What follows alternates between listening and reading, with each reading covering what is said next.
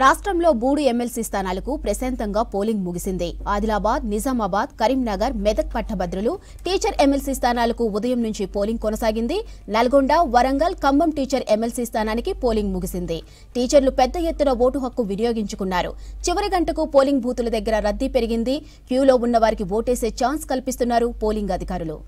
ఉమ్మడి వరంగల్ జిల్లాలో teachers MLC polling పై మరింత సమాచారం కృష్ణమోహన్ అందిస్తారు. కృష్ణమోహన్, పోలింగ్ అప్డేట్స్ ఏంటి?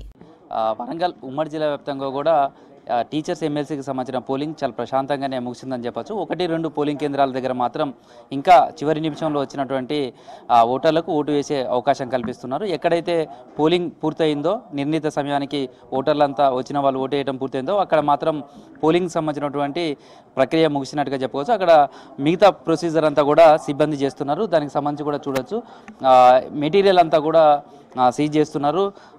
పోలింగ్ సంబంధించినటువంటి బాక్సెస్ కానీ వీటన్నిటి కూడా సీల్ చేసిన తర్వాత ఇక్కడ నుంచి ఎస్కార్ట్ తోటి నల్గొండకు తరలిస్తారు. ఎందుకంటే నియోజకవర్గ హెడ్ క్వార్టర్ నల్గొండలో ఉంటుంది కాబట్టి అక్కడే స్ట్రాంగ్ రూమ్స్ ఏర్పాటు చేశారు. ఇవన్నీ కూడా పూర్తి స్థాయి ఎస్కార్ట్ తోటి అక్కడికి తరలిస్తారు. అయితే మొత్తంగా టీచర్స్ ఎమ్మెల్సీకి సంబంధించినటువంటి పోలింగ్ ప్రక్రియ కనుక మనం ఉదయం నుంచి కూడా చూస్తే, నిన్న శివరాత్రి పండుగ తర్వాత జాగారం చేస్తారు. అయితే వచ్చిన ఓటర్స్ అంతా కూడా చూస్తే ఉదయం వచ్చిన వాళ్ళు ఎక్కువ మంది పురుషులు ఉన్నారు. వాళ్ళంతా కూడా ఉదయం పూట ఎక్కువ మంది ఓటు హక్కు వినియోగించుకుంటే 11-12 తర్వాత నుంచి మహిళల సంఖ్య చాలా ఎక్కువగా కనిపించింది. నిన్న జాగారం చేయడం కావచ్చు, పూజలతోటి శివరాత్రి పర్వదినంతో ఉన్నటువంటి వాళ్ళంతా కూడా ఓటింగ్ మధ్యాహ్నం తర్వాత ఎక్కువ మంది తమ ఓటు హక్కును వినియోగించుకున్నారని చెప్పచ్చు. 11 నుంచి 2 గంటల మధ్యనే ఎక్కువ మంది మహిళలు ఓటు హక్కు వినియోగించుకున్నారు. అందుకే అప్పటివరకే 76% ఓటింగ్ శాతం నమోదైంది. మొత్తంగా ఓవరాల్గా చూస్తే మాత్రం పూర్తిగా 90% వరకు పోలింగ్ నమోదైనట్టుగా అంచనా వేస్తున్నారు. అధికారికంగా ఇంకా లెక్కలు రావాల్సి ఉంది.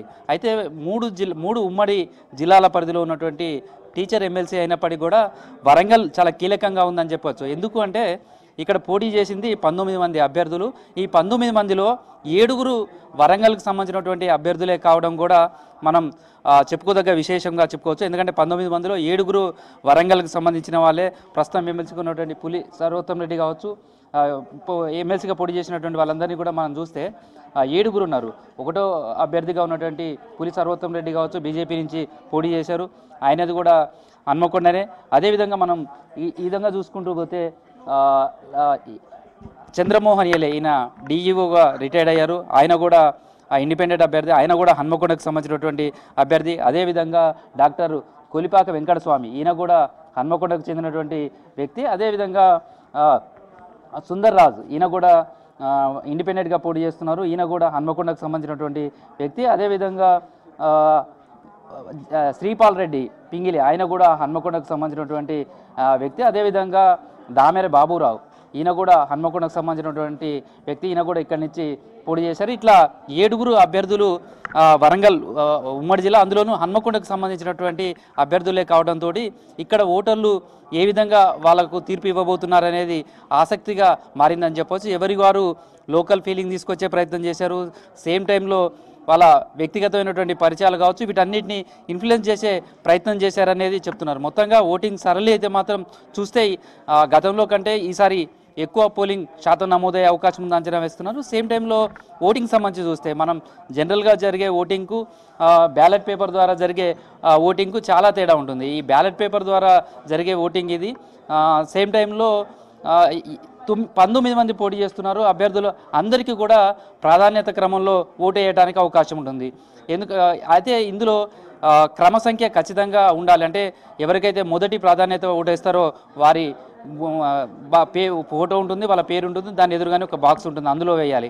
క్రమ సంఖ్యలో ప్రకారమే, క్రమ పద్ధతిలో వాళ్ళకు ప్రాధాన్యత ప్రకారంగా ఓటు వేసే అవకాశం ఉంటుంది. ఎక్కడైనా క్రమ సంఖ్య తప్పినా లేదా ఏదైనా గుర్తులు పెట్టినా, ఇంకేదైనా బ్యాలెట్ పేపర్ మీద రాసినా అవి ఓటు చెల్లవు. అందులోనూ ఎలక్షన్ కమిషన్ ఇచ్చినటువంటి పెన్ను మాత్రమే వాడాల్సి ఉంటుంది. గతంలో చాలా ఓట్లు చిన్న తప్పిదాలు, చిన్న కారణాలతోటే అవి చెల్లకుండా పోయాయి. ఈసారి అలాంటి పరిస్థితి ఉండకుండా ఖచ్చితంగా ఓటు సద్వినియోగం చేసుకునడంతో పాటు సక్రమంగా ఓటు వేసే విధంగా కూడా ఈసారి ఎలక్షన్ కమిషన్ పూర్తి స్థాయిలో అవగాహన కల్పించే ప్రయత్నం చేసింది. దానికి సంబంధించినటువంటి వచ్చినటువంటి ఓటర్లకు కూడా ఆ అవగాహన కల్పించే ప్రయత్నం చేశారు. మొత్తంగా చూస్తే గత ఎమ్మెల్సీ ఎన్నికలతో పోలిస్తే మాత్రం ఈసారి కొద్దిగా హోరాహోరీగానే ఈ పోటీ జరిగిందని చెప్పొచ్చు. ఎందుకంటే వరంగల్కి సంబంధించిన 7 అభ్యర్థులు పోటీలో ఉండడం కావచ్చు, లేదా ఉదయం నుంచి జరిగినటువంటి పోలింగ్ సరళి కనుక చూస్తే అభ్యర్థులకు సంబంధించినటువంటి ఏజెంట్లు కావచ్చు, లేదా పోలింగ్ కేంద్రాలకు సమీపంలో ప్రాంతంలోనే టెంట్ వేసుకోవడం, తర్వాత వచ్చినటువంటి ఓటర్లందరినీ కూడా కలవటం కావచ్చు. ఇదంతా చూస్తే జనరల్ ఎలక్షన్ ఎట్లా ఉంటుందో దానికి తలపించే విధంగా కూడా ఈసారి ఎమ్మెల్సీ ఎలక్షన్స్కి సంబంధించి కూడా జరిగిందని చెప్పొచ్చు. ప్రస్తుతం అయితే పోలింగ్ ప్రక్రియ పూర్తయిన తర్వాత ఇక్కడ ఉన్నటువంటి ఏదైతే బ్యాలెట్ బాక్సెస్ ఉన్నాయో, తర్వాత మిగతా మెటీరియల్ ఉందో అదంతా కూడా సీజ్ చేసే పనిలో ఉన్నారు. ప్రస్తుతం వాటికి సంబంధించినటువంటి ప్రక్రియ కొనసాగుతుంది. అయితే ఓటింగ్ సంబంధించి చూస్తే ఇదేమో 18వ నెంబర్కు సంబంధించినటువంటి పోలింగ్ కేంద్రం. ఇక్కడ 720 మంది ఓటర్లు నమోదు చేసుకున్నారు. దీంట్లో 650 మంది తమ ఓటు హక్కును వినియోగించుకున్నారు. ఇట్లా ప్రతి పోలింగ్ కేంద్రంలో కూడా ఈసారి అత్యధికమైనటువంటి ఓటింగ్ శాతం నమోదవడం, అందరిలోనూ కూడా టెన్షన్ ఉంది.